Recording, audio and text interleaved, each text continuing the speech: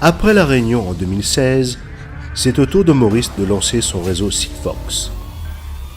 Conçu par deux ingénieurs de Toulouse, il s'est imposé à l'échelle mondiale dans l'Internet des objets. L'Internet des objets, c'est comment finalement mesurer l'environnement, comment mesurer le monde qui nous entoure. C'est-à-dire être capable de récupérer des petites quantités d'informations de notre environnement. Alors un peu de la même manière que vous récupérez de la voix de votre grand-mère sur le téléphone cellulaire, sauf que évidemment la voix de votre grand-mère ça prend un certain temps, hein, vous discutez pendant plusieurs minutes ou dizaines de minutes. L'Internet des objets ça sera plutôt des toutes petites quantités d'informations dont la richesse est plus dans la confrontation de toutes ces données venant de diverses sources plutôt que de fondamentalement la donnée venant d'une source. Donc c'est vraiment arriver à avoir un foisonnement de données venant de différents endroits qui vous permettent d'apprendre, de mieux connaître votre environnement. Aujourd'hui, pour nous, créer une entité à Maurice, c'était une évidence. La première chose sur laquelle on a insisté, c'est la coopération régionale.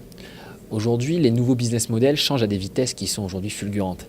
Et nos économies insulaires ont besoin de s'aider les unes les autres pour pouvoir profiter de toute la connaissance et tout le savoir de chacune de nos îles. Donc aujourd'hui, développé à Maurice, avec un partenaire mauricien, en la présence de M. Kenny Iptong, c'était une évidence pour deux raisons. Un, l'écosystème mauricien.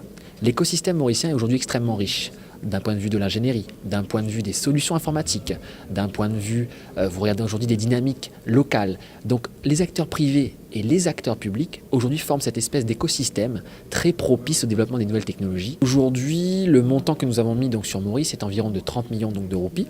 L'investissement va sûrement croître dans les prochaines années. Le but étant vraiment d'offrir un réseau de très très bonne qualité aux Mauriciens. On a plusieurs phases. On déploie aujourd'hui un réseau et la première phase est de permettre des applications de tous les jours.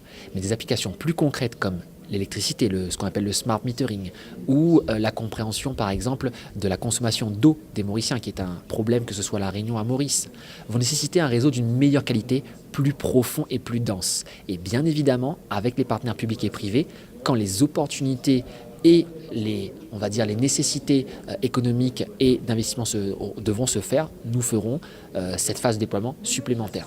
On a de grandes ambitions parce que nous avons de grands objectifs, donc ça va de pair et je pense que la technologie telle qu'elle est conçue, la possibilité donc d'avoir une couverture pour nos partenaires locaux, d'avoir des solutions qui peuvent ensuite étendre d'une manière relativement simple, parce que ce qu'ils ont fait ici, ils peuvent le répliquer ailleurs, dans d'autres territoires qui sont couverts par Sigfox.